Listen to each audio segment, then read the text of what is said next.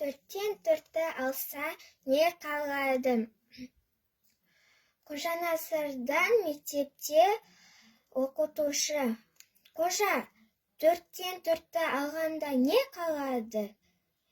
Деп сұрақ қояды.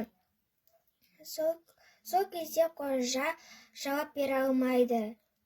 Сосын, мысалы, сенің қалтаңда 4 теңге болады. Сол 4 теңге сенің қалтаңнан түсіп қалады. Сол кезде не қалады депті. Не қалсын?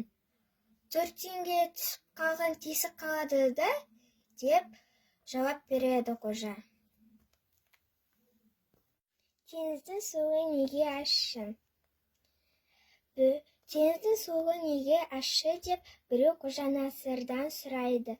Қожанасыр сол кезде: теңіз суы бір орында қозғалыссыз тұрады да, сол үшін ашып кетіпті ғой, деп жауап береді Қожанасыр.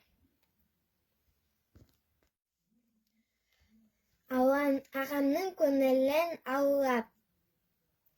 Қожа бір күн сабаққа келмей қалады. Ертеңіне оқытушы қожаны сұраққа алады: кеше неге сабаққа келмедің? Ағамның тісін суыртқалы дәрігерге бірге бардық.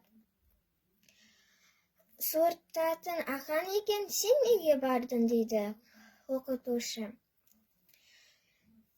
Ағамның тісін суыртқанда ауырады. Сол кезде мен есік алдында ағамның көңілін аулап тұрдым, депті қожа.